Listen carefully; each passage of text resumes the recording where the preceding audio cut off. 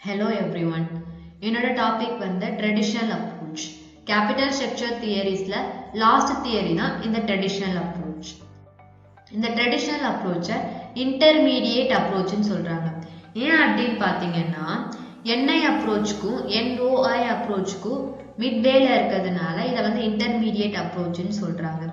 NI approach என்ன சொல்றதுன்னு பார்த்தீங்கன்னா the value of the firm increases according to the debt content. இதுதான் NI approach. அதாவது debt increase ஆக value of the firm increase ஆயிட்டே இருக்கும். அப்புறம் one point reach பண்ண பிறகு NOI approach ஆயிடுதுன்னு சொல்றாங்க. இந்த NOI approach என்ன சொல்லுதுன்னு பார்த்தீங்கன்னா என்ன வேணா கேபிட்டல் ஸ்ட்ரக்சரா இருக்கலாம், ஆனா the value of the firm remains the sameன்னு சொல்றாங்க.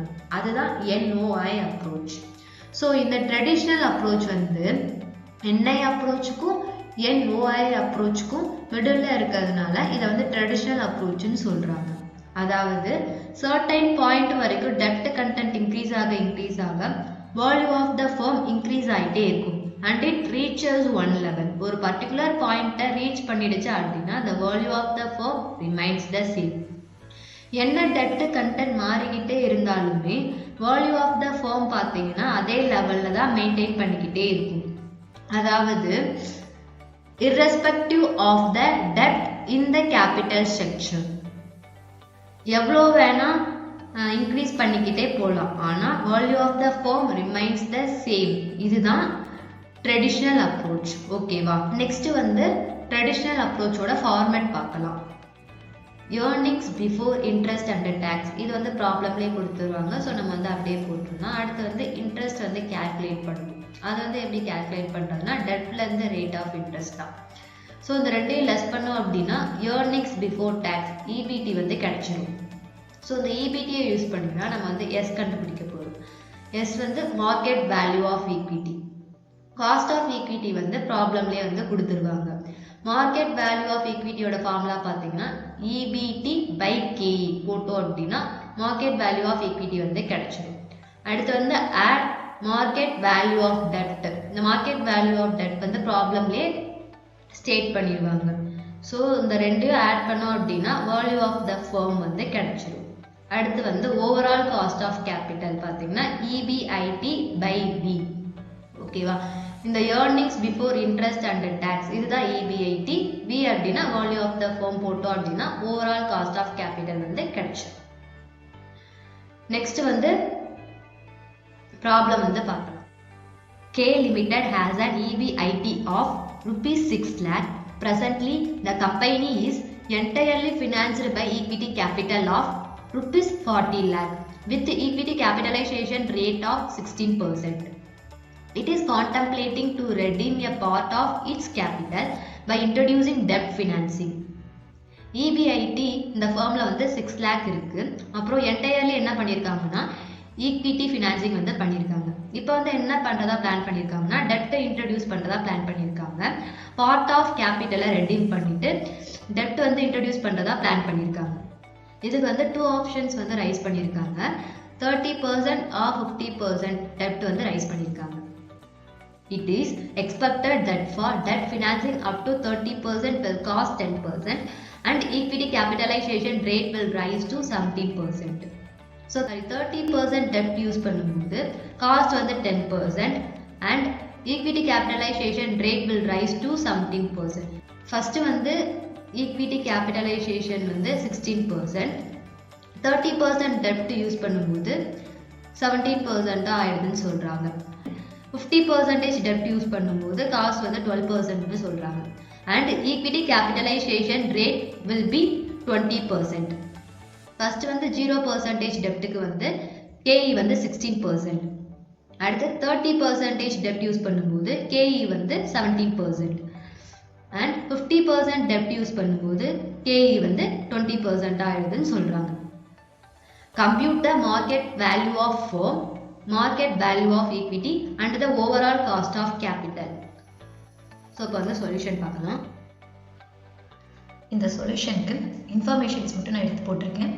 காஸ்ட் ஆஃப் டெப்ட் KD 0% டெப்ட்டுக்கு ஒன்றுமே கொடுக்கல, ஸோ எதுவும் வராது. அடுத்து 30% டெப்ட்டுக்கு ரேட் ஆஃப் இன்ட்ரெஸ்ட் வந்து எவ்வளோ கொடுத்துருக்காங்கன்னா 10% வந்து கொடுத்துருக்காங்க. 10% போட்டாச்சு. அடுத்து 50% டெப்ட்டுக்கு 12% வந்து ரேட் ஆஃப் இன்ட்ரெஸ்ட் கொடுத்துருக்காங்க. ஸோ காஸ்ட் ஆஃப் டெப்ட் வந்து போட்டாச்சு. அடுத்து cost of equity. Cost of equity 0% டெப்ட்டுக்கு 16% வந்து சொல்லியிருக்காங்க. அடுத்து 30% டெப்ட்டுக்கு 17% ஆகிடுது. அடுத்து 50% டெப்ட்டுக்கு 20% ஆகிடுது. ஸோ காஸ்ட் ஆஃப் ஈக்விட்டி வந்து 0% டெப்ட்டுக்கு 16%, 30% டெப்ட்டுக்கு 17%, 50% டெப்ட்டுக்கு 20%.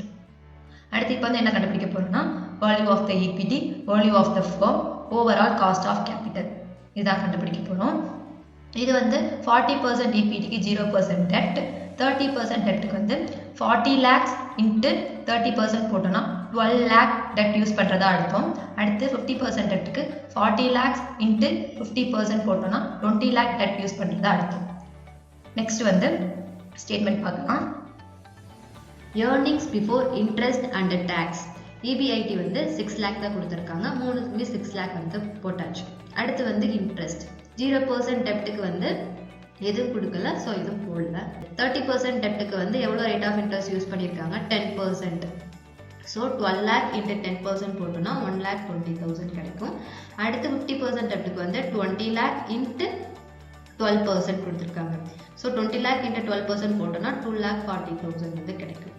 ஸோ இந்த ரெண்டையும் லெஸ் பண்ணோம் அப்படின்னா ஏர்னிங்ஸ் பிஃபோர் டேக்ஸ் EBT வந்து கிடைச்சிடும். ஸோ 0%க்கு வந்து 6 lakh அப்படியே வந்துடும். அடுத்து 30% டெப்ட்டுக்கு வந்து 6 lakh லெஸ் 1,20,000 லெஸ் பண்ணோம் அப்படின்னா 4,80,000. அடுத்து வந்து 6 lakhலேருந்து 2,40,000 லெஸ் பண்ணோம்னா 3,60,000 EBT வந்து கிடைச்சிருச்சு. இந்த EBTயை யூஸ் பண்ணி தான் நம்ம வந்து எஸ் வந்து கண்டுபிடிக்க போகிறோம், market value of equity. So cost of equity வந்து ப்ராப்ளம்லேயே கொடுத்துருக்காங்க. ஃபர்ஸ்ட் வந்து KE வந்து 16%, அடுத்து வந்து 17% ஆயிடுது. அடுத்து வந்து 20%. 6 lakh இன்ட்டு 16% போட்டோம் அப்படின்னா 37,50,000 கிடைக்கும். அடுத்து வந்து 4,80,000 இன்ட்டு 17% போட்டோம் அப்படின்னா 28,23,529 கிடைக்கும்.